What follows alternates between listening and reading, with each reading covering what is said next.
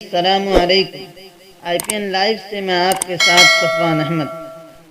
آج ہم corona virus کے تعلق سے اور ہمارے ملک ہندوستان پر ایک کے بعد ایک آنے والے خدائی عذاب کی حقیقت سے واقف ہوتے ہیں۔ آگے بڑھنے سے پہلے ہمارے چینل کو لائک کریں، شیئر کریں اور سبسکرائب کر دیں، اور ایسی خبریں جاننے کے لیے بیل آئیکن دبانا نہ بھولیں۔ ناظرین، آئیے سب سے پہلے ہم آپ کو ایک بڑا آسمانی عذاب یعنی ٹڈی دلوں کے حملے سے باخبر کرتے ہیں۔ سب سے پہلے یہ جان لیں کہ ٹڈی دلوں کا حملہ کتنا خطرناک اور کتنا بڑا عذاب ہے۔ یہ ٹڈیاں کس حد تک نقصان پہنچا سکتی ہے، اس کا اندازہ اسی بات سے لگایا جا سکتا ہے کہ ٹڈیوں کا ایک چھوٹا دل ایک دن میں 10 ہاتھی اور 25 اونٹ یا 2500 آدمیوں کے برابر کھانا کھا سکتا ہے۔ غور طلب ہے کہ یہ ٹڈیوں کے حملے کا کوئی پہلا معاملہ نہیں ہے۔ اس سے پہلے بھی ٹڈی دلوں کا بھارت میں بھینکر حملے ہوئے ہیں۔ ٹڈی چیتاونی سنگھٹن کے انوسار 1926 سے 1931 کے بیچ ان کے حملے سے قریب 10 کروڑ کا نقصان ہوا تھا، جو 100 سال کے دوران سب سے ادھک ہے۔ اسی طرح 1940 سے لے کر 1955 کے بیچ 2 بار ٹڈیوں کا حملہ ہوا۔ اس کے بعد 1959-62 کے بیچ حملہ ہوا۔ پھر 1993 میں خطرناک حملہ ہوا تھا، جس میں راجستھان، گجرات، مدھیہ پردیش، اتر پردیش اور دیگر راجیوں میں ان ٹڈی دلوں نے کافی نقصان پہنچایا تھا۔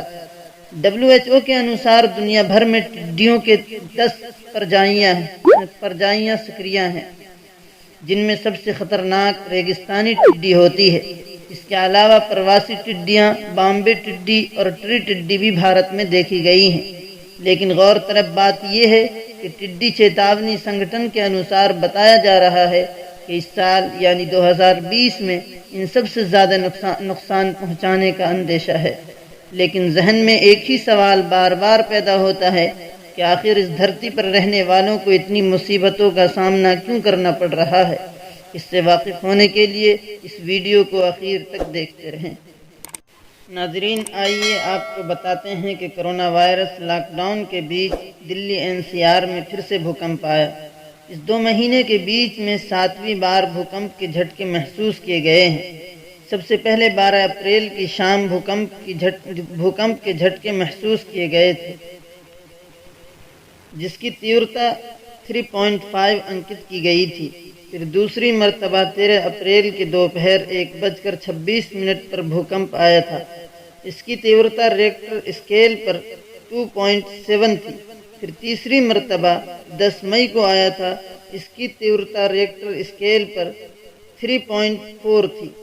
پھر اس کے بعد 15 مئی کو اور 5ویں مرتبہ 28 مئی کو بھوکمپ آیا تھا، اور پھر شکروار کو 9 بجے سے 10 بجے کے بیچ میں 2 مرتبہ بھوکمپ کے جھٹکے محسوس کیے گئے تھے۔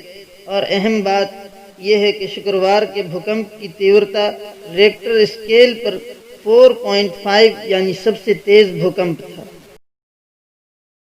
ناظرین، عذابوں کا سلسلہ یہیں ختم نہیں ہوتا، بلکہ IIT کانپور نے ایک تازہ ادھین کے بعد چیتاونی دی ہے کہ دلی بہار کے بیچ بڑا بھوکمپ آ سکتا ہے۔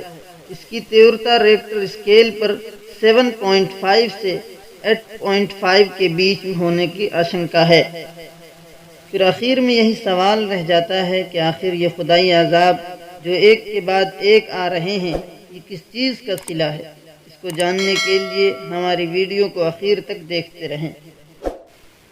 ناظرین، یہ عذاب تو ملکی سطح پر ہے، لیکن اب ہم آپ کو عالمی سطح پر جو عذاب ہے اس سے بھی باخبر کرتے ہیں۔ کافی ریسرچ کے بعد ہم یہاں تک پہنچے ہیں کہ کرونا کا سب سے پہلا کیس چین میں پایا گیا، لیکن افسوس کی بات یہ ہے کہ پیشنٹ 0 یعنی اس بیماری کے چپیٹ میں سب سے پہلے آنے والے مریض کی صحیح خبر اب تک نہیں ہو سکی ہے۔ لیکن چائنیز اکیڈمی آف سائنس اور چائنیز انسٹیٹیوٹ آف برین کے ریسرچ میں ڈاکٹر یووین بین کی اگوائی میں ڈاکٹروں کی ایک ٹیم کے حوالے سے کرونا کی شروعات کو نومبر 2019 سے پہلے کی بتائی گئی ہے۔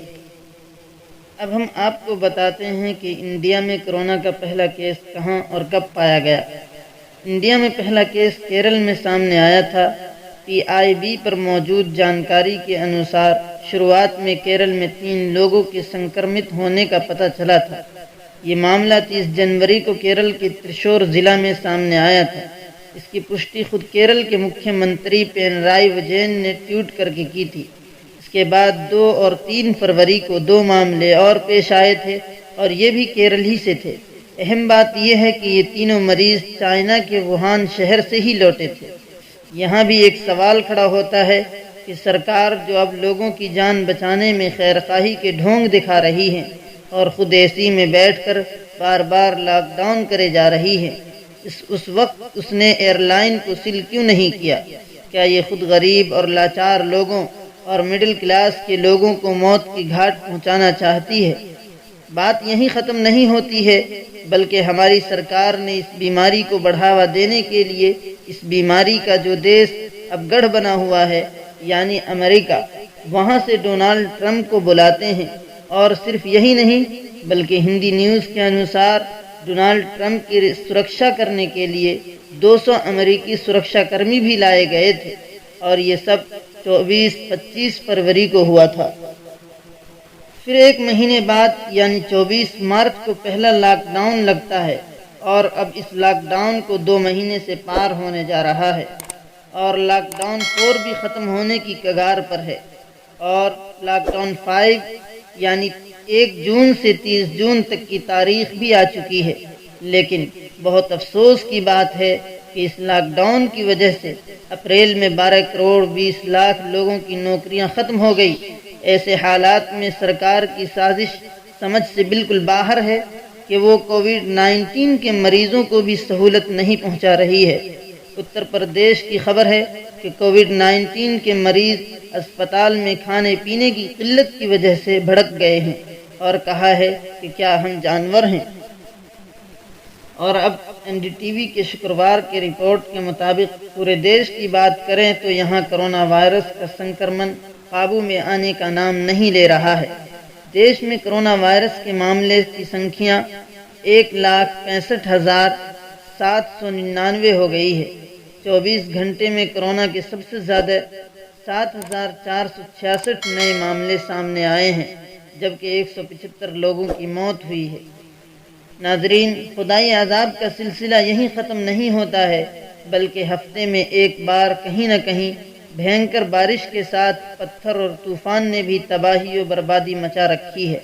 اس کے علاوہ نامعلوم چھوٹے چھوٹے عذاب سینکڑوں کی تعداد میں موجود ہے۔